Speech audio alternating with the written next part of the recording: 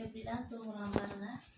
மணி 1:10 எங்களை தூங்க விடாமல் எங்களோட இடத்துல வந்து இவர் படுத்துன்னு தூங்குறாரு. பார்த்தீங்களா? யாரும் இப்போ லொட்டுனாங்க எழுதுங்க. நீ தூங்கு, உனக்கு வந்தால் வாழ் வருதுல்ல ரொம்ப தான்.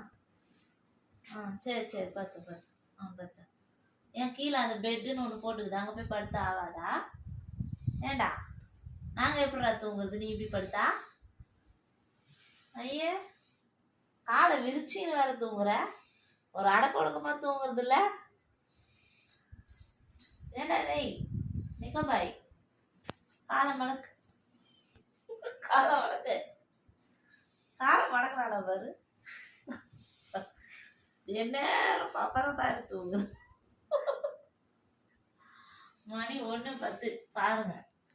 இந்த பையன் எங்களை தூங்க விடாம டெய்லி இப்படிதான் பண்றான், 3 மணி 4 மணி வரைக்கும். அதனால எழுந்து போடானா கூட, எழுப்புனா கூட எழுந்துக்காம தூங்குறான் பாருங்க. திமிரு வருது. ஃபேன் ஆஃப் பண்ணா எழுந்து பாரு. ஏசி காத்து வேணுமா அங்க பாருங்க, ஏசி ஓடுதுன்ட்டு வந்து மேலே படுத்துனுது. ஏசி ஆஃப் பண்ணா இப்போ கீழே இறங்கி போயிடு வருது.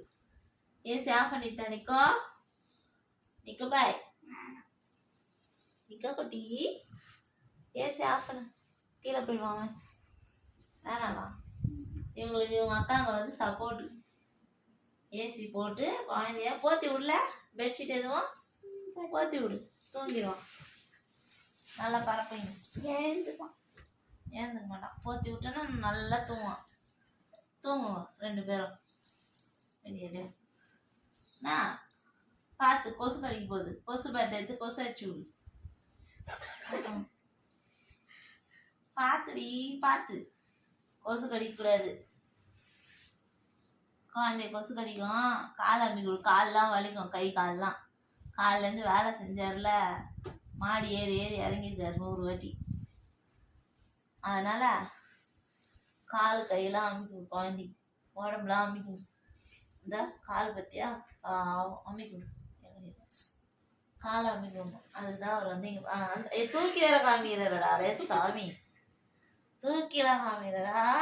அப்புறம் போதுமா பாப்பே? இந்த ஒரு கால் தான் வலிக்குதா? நிக்கமா, கால் வலிக்குதான் பாருங்க. காலை தூக்கி வேற காமிக்கிறான். கீழே வச்சுக்கோ, போட அமுக மாட்டேன், போட தூக்கி காமிக்கிறாரு. சரி போடு, அமுங்க. இந்த ஒரு கால் தான் வலிக்குதா பாப்பாக்கு? சரி, அமிக்கிட்டேன். போதுமா? சொல்லிதான், காது வேற வலிக்குதான். சொரிஞ்சு